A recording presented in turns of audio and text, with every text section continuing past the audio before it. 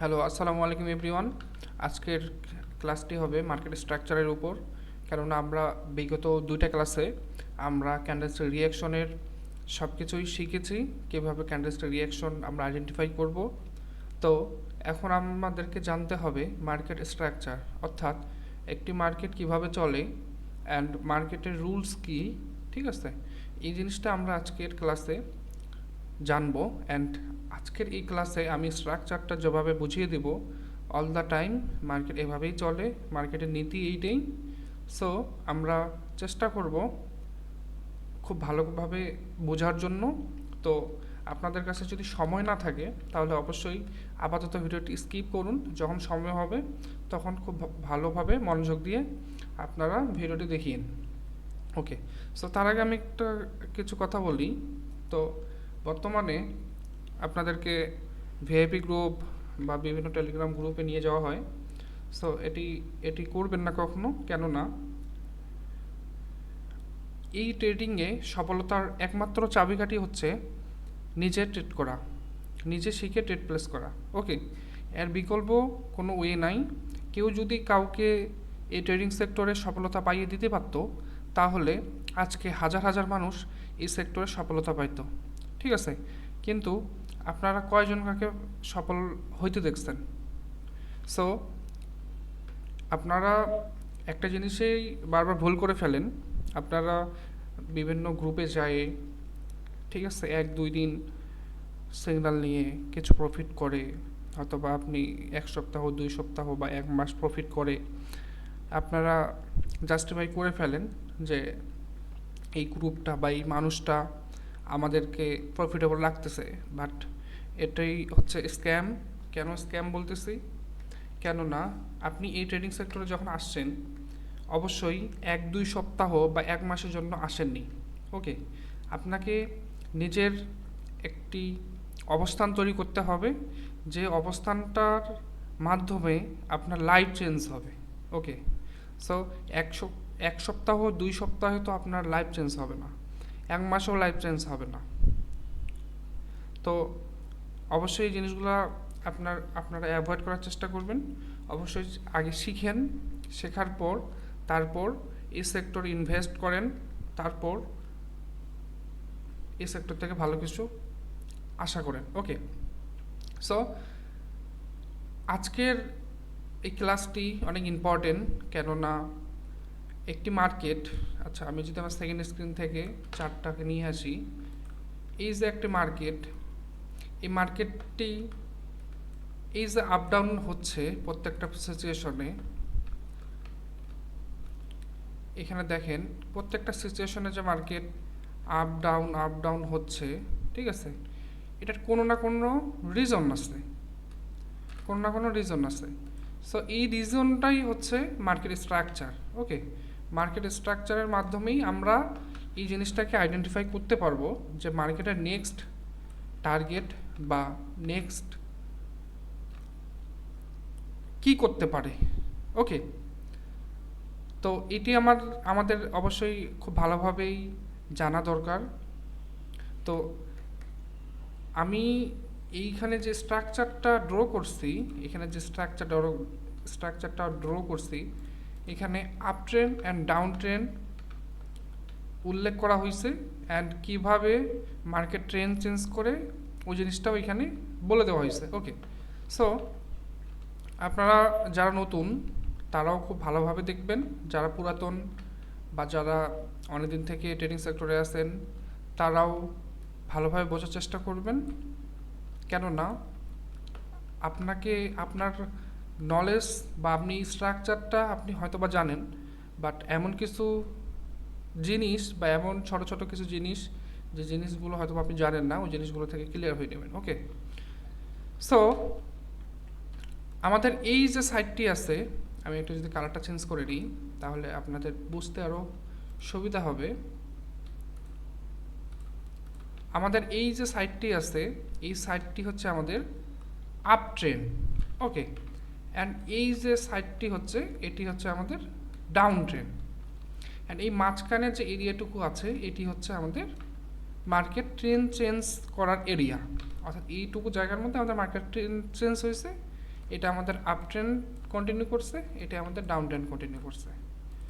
এখন up trend and down trend তৈরি কীভাবে করে মার্কেট, এই জিনিসটা আমাদেরকে জানতে হবে। অ্যান্ড কীভাবে আপ ট্রেন্ড বা কীভাবে ডাউন ট্রেন্ড মার্কেট কন্টিনিউ করে সেই জিনিসটা আমাদেরকে জানতে হবে। তো আপ ট্রেন্ড কন্টিনিউ করার যে সিস্টেমটি হচ্ছে মার্কেটের, সেটি হচ্ছে হায়ার হাই তৈরি করা। ওকে, হায়ার হাই কোনটাকে বলে? মার্কেট আমরা জানি সচরাচর মার্কেট সোজা কিন্তু উপরে ওঠে না, মার্কেট আপ ডাউন করতে করতে এভাবে করে মার্কেট কন্টিনিউ করে। ওকে, সো আপনারা দুই প্রকার মার্কেট দেখবেন মার্কেটের মধ্যে, একটি হচ্ছে এই টাইপের চলতেছে অ্যান্ড আরেকটি দেখবেন নিচে, আমি যদি একটু স্ক্রল করি, এটাকে বলে রেঞ্জিং মার্কেট। ওকে, সো রেঞ্জিং মার্কেটে আপনাদের ধারণা বা আপনাদের যে অ্যানালাইসিস সেটা খুব কম কাজ করে। হ্যাঁ, অনেকেই রেঞ্জিং মার্কেটে খুব ভালো ট্রেড করতে পারে, বাট এটা এক একজনকার এক্সপিরিয়েন্স। বাট আমি প্রেফার করি ট্রেন্ডের দিকে ট্রেড প্লেস করা। সো আপনারা এই যে উপরে যে মার্কেট আপ ট্রেন্ড বা ডাউন ট্রেন্ড, এই যে up trend and down trend, এই দুই টাইপ দেখেন, নয়তোবা আপনারা এরকম রেঞ্জিং মার্কেট দেখেন। এই তিন টাইপেরই কিন্তু মার্কেট চলে, এর বাইরে কিন্তু কোনো মার্কেট নাই। ওকে, আমরা যে মার্কেটে ঢুকে যে এত ভলাটিলিটি, এত কিছু, এত লাফালাফি, তারপর হচ্ছে এই দিক সেদিক যাওয়া যাওয়াই, সো এই তিনটা যে আপনার সিচুয়েশন দেখতেছেন, এর বাইরে কিন্তু হয় না, বুঝতে পারছেন? এই তিন সিচুয়েশনই আমরা দেখতে পাই, বাট আমাদেরকে একটু এলোমেলো লাগার কারণ হচ্ছে আমাদের মার্কেটকে দেখার ধরনটা আমাদের ঠিক নেই। আমরা মার্কেটকে দেখি অন্য চোখে। ওকে, সো আমরা যেহেতু এই চার্টটাতে বা এইখানে যখন আমরা ট্রেড প্লেস করি, ওকে দেখেন আমি এখানে প্লেস করলাম, আমরা মূলত এখানে ভয় পাই। ওকে, কেননা আমরা এখানে ইনভেস্ট করলাম $1 বাংলাদেশি টাকায় অলমোস্ট 125-26 টাকা। ওকে, সো এই একটা রিজনে আমাদের সাইকোলজি এখানে অনেক বেশি কাজ করে। কেন কাজ করে? কারণ আমরা অতি ভয় পেয়ে যাই যে আমরা ইনভেস্ট করবো এই জায়গাতে, আমার আবার লুজ না হয়ে যায়, বা আমাদের সাইকোলজি অনেক খারাপভাবে আমাদেরকে প্রভাবিত করে। দ্যাটস ওয়াই আমরা মার্কেটকে অন্য চোখে দেখি। ওকে, এজন্য আমরা মার্কেটে যখন ঢোকার পর আমাদেরকে এলোমেলো লাগে। এটা রিজন হচ্ছে আমরা ভয় পাই। ওকে, সো এই জিনিসটা থেকে আপনারা কি বুঝতে পারলেন? মার্কেটে দেখার ধরনটাকে চেঞ্জ করতে হবে,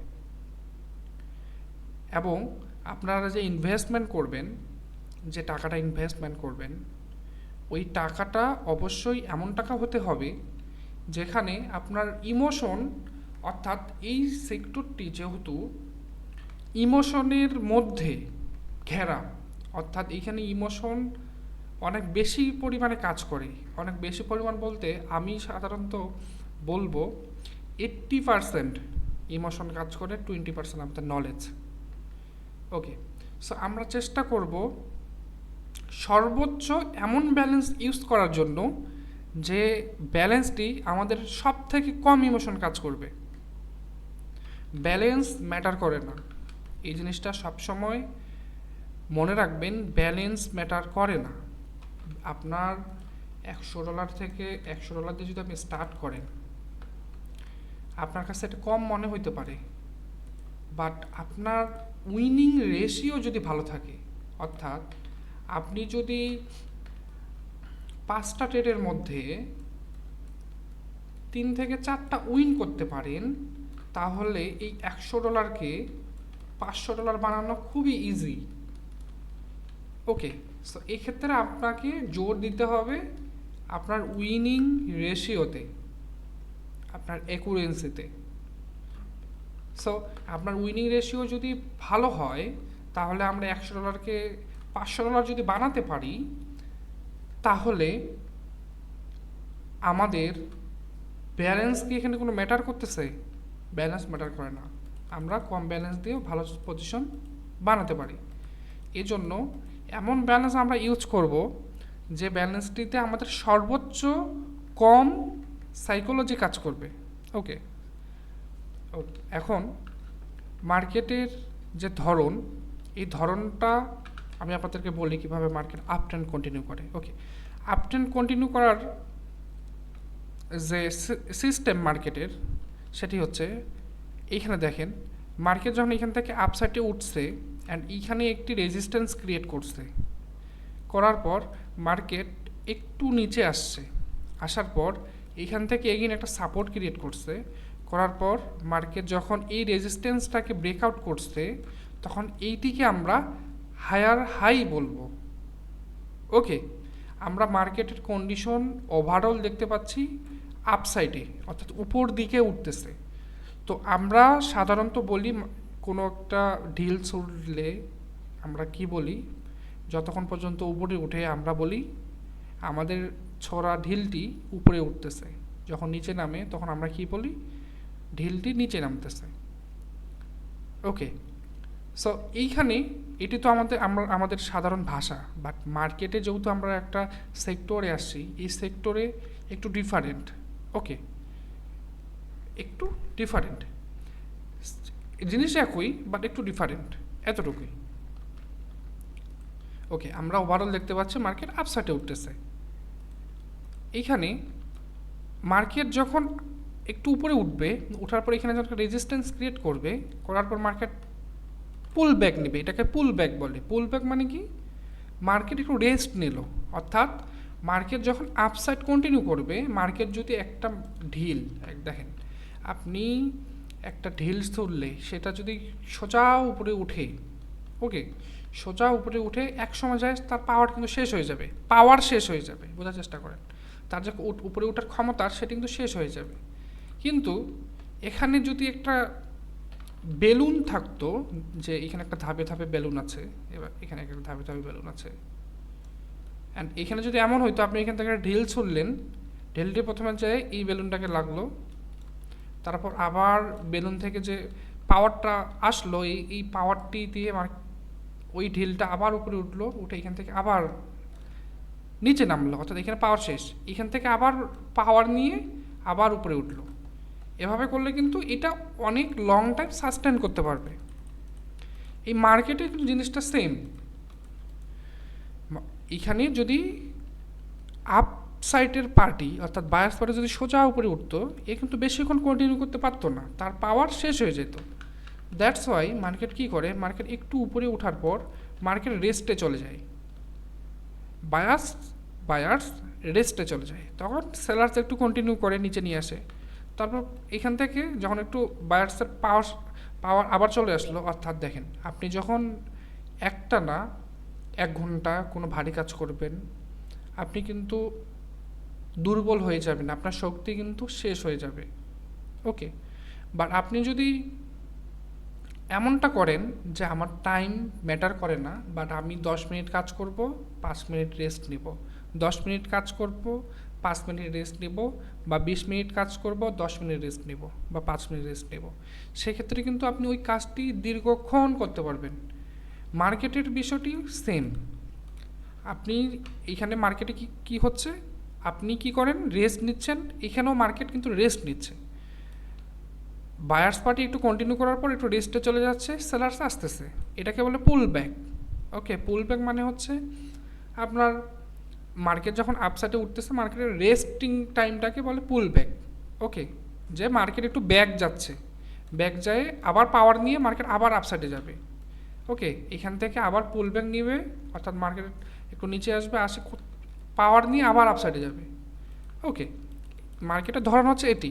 সো আমরা জানলাম আপসাইডে কন্টিনিউ করার যে সিস্টেম মার্কেটের, ওই জিনিসটা আমরা জানলাম। তো এখানে নামটা ম্যাটার করে, আপনার নামটা যদি মনে রাখেন তাহলে রাখতে পারেন, সমস্যা নেই, যদি না রাখেন তাও সমস্যা নেই, জাস্ট আপনারা যদি মার্কেটে বুঝতে পারেন তাহলেই হয়েছে, নাম কোনো ম্যাটার করে না। ওকে, সো দেখেন এইখান থেকে মার্কেট যখন আপসাইডে যায়, যাওয়ার পর এখান থেকে যখন মার্কেট রেস্টে চলে যায়, দেন সেলার্স আসে, তো মার্কেটের ভাষায় এই জিনিসটাকে বা এই জায়গাটাকে আমরা হায়ার হাই বলি।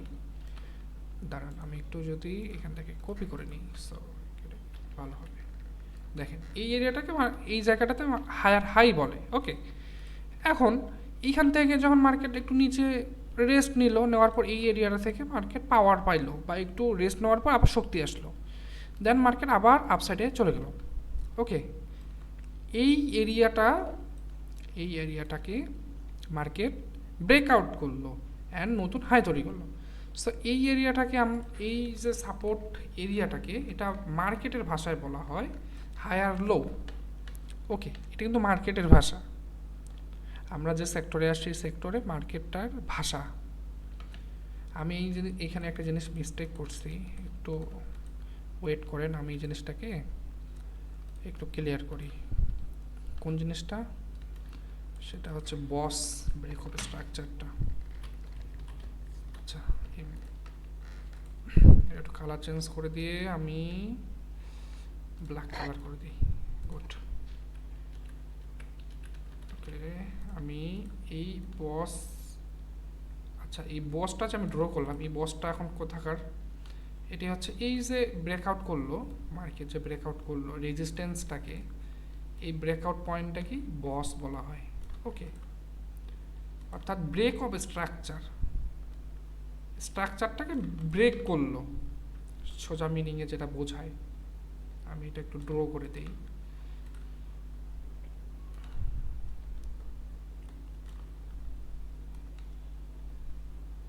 ধৈর্য নিয়ে ভিডিও দেখবেন ভাই, কেননা যেহেতু নলেজের বিষয়ে, নলেজ তো আর কয়েক মিনিটে দেওয়া যায় না। ওকে,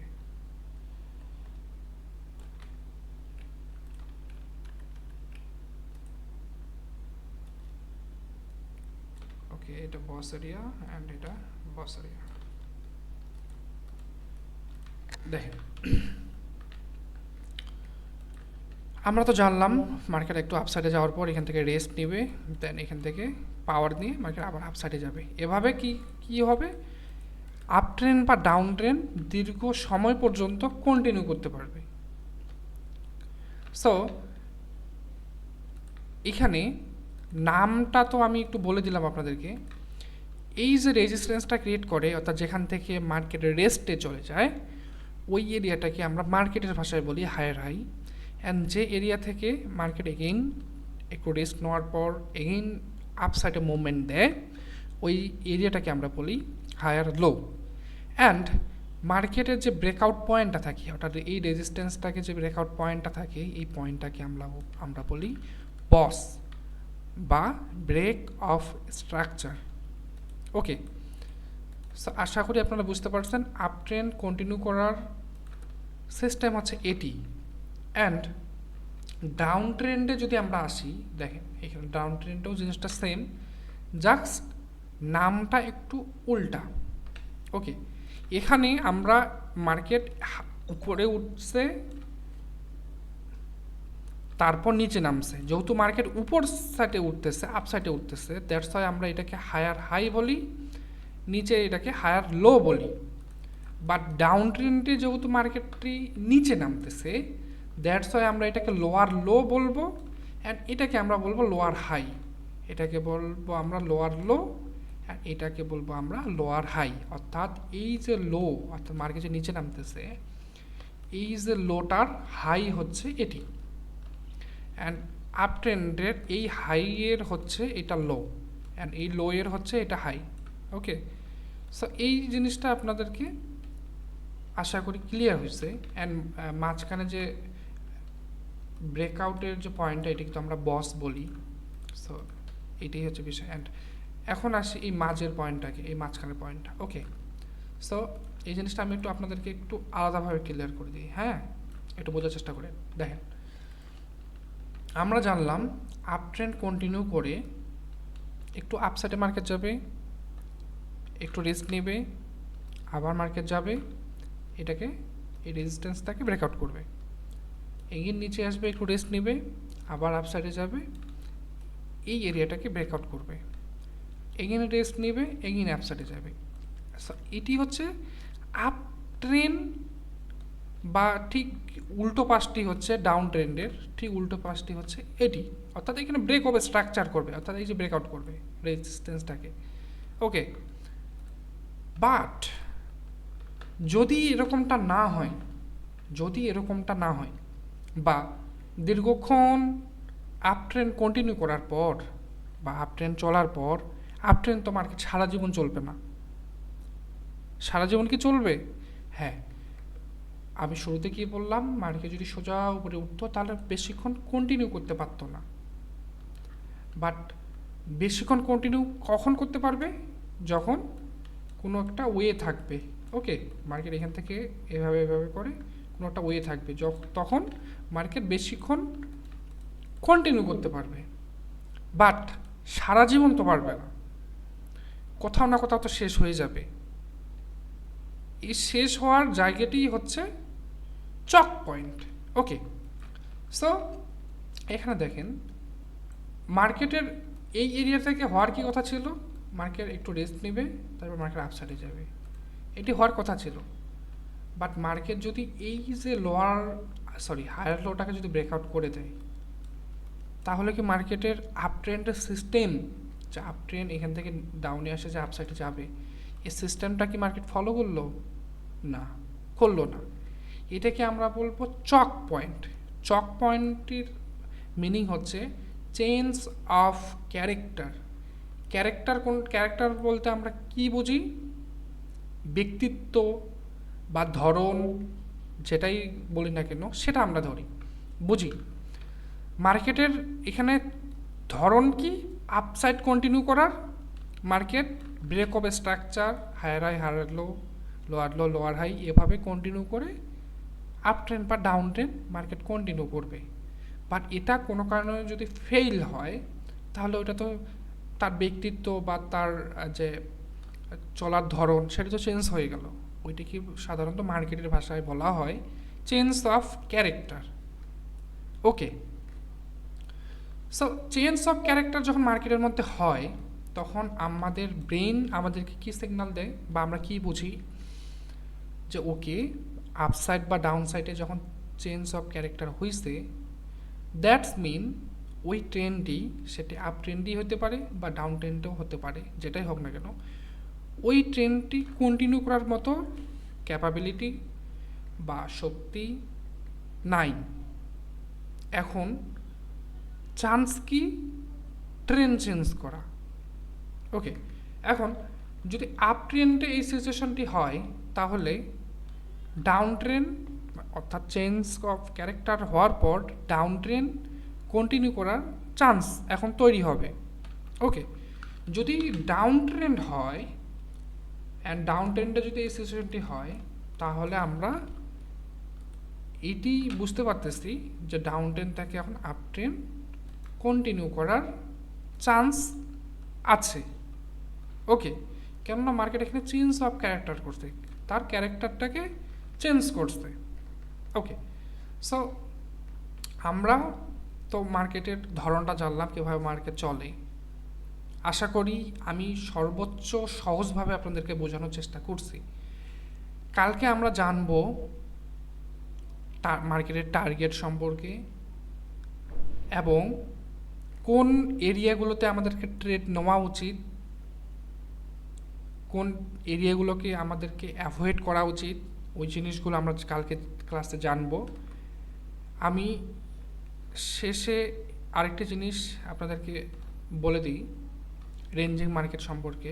রেঞ্জিং মার্কেট সম্পর্কে যারা নতুন তাদের উদ্দেশ্যে আপনারা ট্রাই করবেন রেঞ্জিং মার্কেটকে অ্যাভয়েড করার, কেননা ট্রেন্ড ইজ ইউর ফ্রেন্ড, এই কথাটি হয়তো আপনারা শুনেছেন কোথাও, অ্যান্ড এই কথার সঙ্গে হয়তো আপনারা অভ্যস্ত।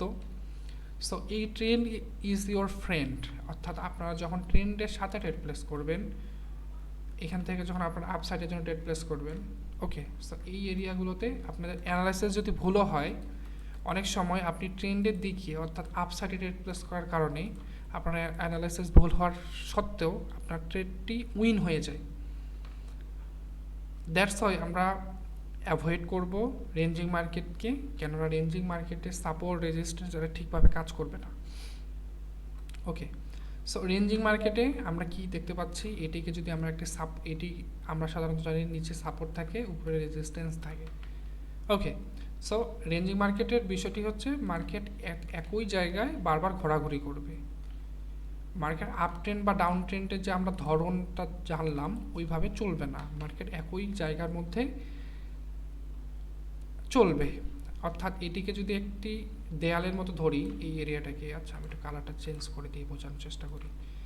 এটিকে যদি আমরা একটি দেয়ালের মতো ধরি, ওকে, এই এরিয়াটাকে, আর নিচে যদি এরিয়াটাকে দেয়ালের মতো ধরি, আমরা যদি একটা বল এখান থেকে দিই, আমরা যখন স্প্রিং বল বলি, আমরা ছোটোবেলায় অনেক খেলছি, এখানে দিলে কি হবে, এইখান থেকে এই দেয়ালে লাগবে, এখান থেকে আবার আসে এই দেয়ালে লাগবে, এখান থেকে এই দেয়ালে এরকমই করবে। সো আমরা সেক্ষেত্রে কি জানি যে আমাদের বলটির দুই পাশে দুইটি দেয়াল থাকার কারণে এইখানেই লাফালাফি করতেছে। সো রেঞ্জিং মার্কেটটিও সেম, একই দুটি পয়েন্ট বা সাপোর্ট রেজিস্ট্যান্সের মধ্যেই মার্কেট ঘোরাফেরা করবে। সো এটি রেঞ্জিং মার্কেট। ওকে, সো আশা করি আপনারা মার্কেটের ধরন সম্পর্কে বা মার্কেটের স্ট্রাকচার সম্পর্কে বুঝতে পারছেন। আমি সর্বোচ্চ সহজভাবে মার্কেটের স্ট্রাকচারের এভরিথিং আপনাদেরকে বুঝিয়ে দেওয়ার চেষ্টা করেছি। যদিও বা কোনো কিছু না বুঝতে পারেন, তাহলে অবশ্যই আপনারা ভিডিওটি আবার দেখবেন। আমি যেহেতু মার্কেট স্ট্রাকচার ক্লাসটি নেওয়ার আগেই নোটবুকে নোট করে নিচ্ছি যে কোন কোন জিনিসগুলো আমাকে শেয়ার করা উচিত আপনাদের সাথে, বা কোন কোন জিনিসগুলো মার্কেটে চলে। সো আমার জানা মতে কোনো মিস্টেক বা কোনো জিনিস আমি মানে মিস্টেকলি আপনাদেরকে বলিনি, বা এই জিনিসটা শেয়ার করিনি, বা মার্কেটের স্ট্রাকচার সম্পর্কে এই জিনিসটা শেয়ার করিনি, এমন কোনো কিছুই নাই।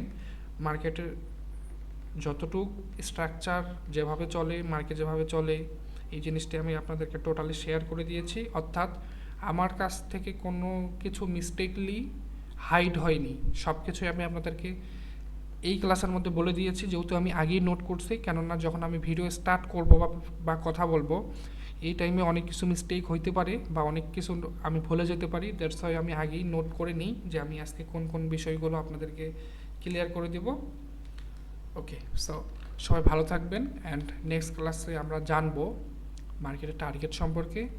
অ্যান্ড টার্গেটই হলো টাকা। ওকে, টার্গেটই হলো টাকা। সো এই জিনিসটি কেন বললাম, কালকে আমি শেয়ার করবো যে কেন এই কথাটি বললাম। সো কালকে ক্লাসে আমরা জানবো মার্কেট টার্গেট সম্পর্কে, অ্যান্ড কোন কোন জায়গাগুলো অ্যাভয়েড করা উচিত, অ্যান্ড কোন কোন জায়গাগুলো আমরা ট্রেড প্লেস করবো, এই জিনিসগুলো আমরা কালকে জানবো। সো সবাই ভালো থাকবেন, অ্যান্ড কোনো কিছু যদি না বুঝেন অবশ্যই আবার রিপিটলি দেখবেন।